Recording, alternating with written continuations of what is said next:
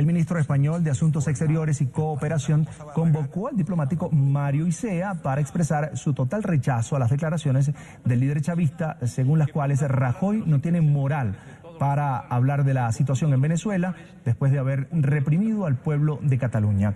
En una nota entregada al embajador, España dijo también esperar que este tipo de declaraciones y actitud reiterada por parte de las autoridades venezolanas cesen y que se pueda lograr una relación de respeto entre ambas naciones. Según Maduro, Rajoy ha adoptado el comportamiento de un dictador al no permitir que el pueblo catalán exprese su voluntad a través de una consulta popular.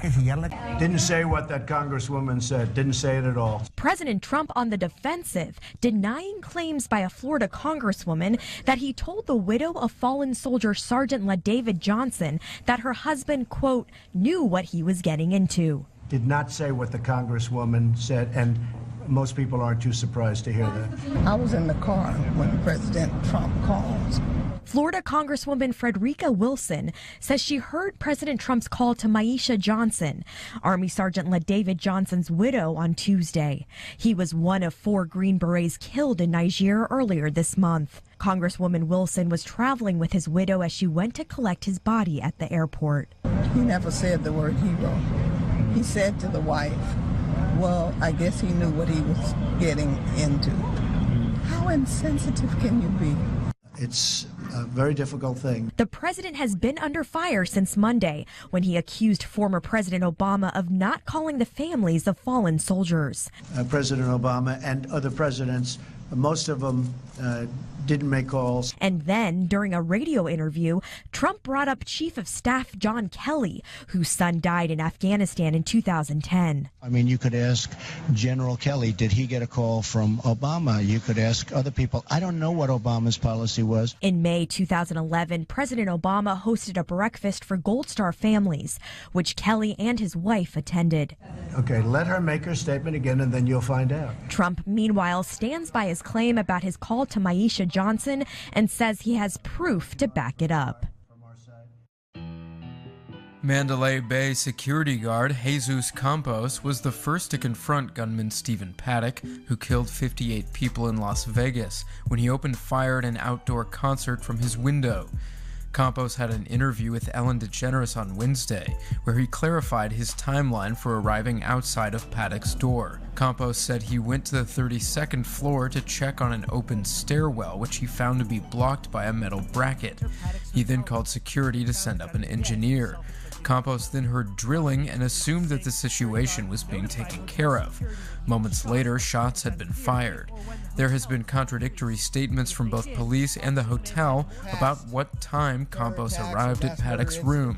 The differing timelines have raised questions about the police response to the shooting. U.S. Senate Republicans appear to have enough votes on Wednesday to pass a budget measure that is crucial to President Trump's hopes of enacting tax reform legislation before the end of the year. Senate Republican Whip John Cornyn, who is in charge of marshaling votes for legislation, said he expected the fiscal blueprint to draw the support necessary to unlock a legislative tool, enabling Republicans to move a tax bill through the Senate without help from Democrats. The resolution requires approval from at least 50 lawmakers in the 100-seat chamber, with Vice President Mike Pence able to cast a tie-breaking vote.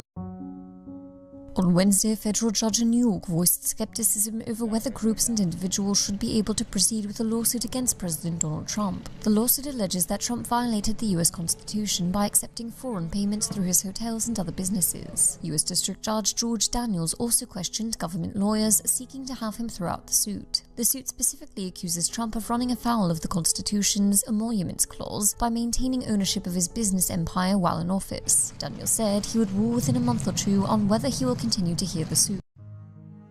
On Wednesday, Turkey's foreign minister said Ankara would not submit to impositions from the United States to resolve a feud that has led both countries to stop issuing visas to each other's citizens. Earlier this month, Washington suspended visa services after Turkey detained 2 Turkish nationals employed as U.S. consular staff.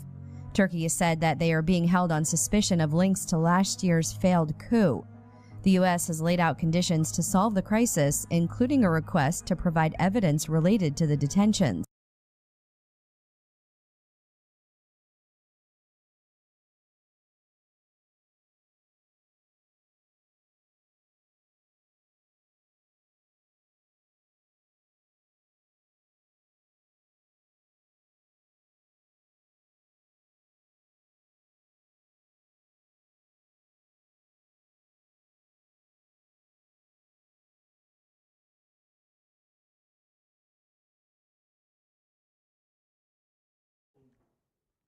E deporte está na caminha, depois de espaço comercial, na continuação.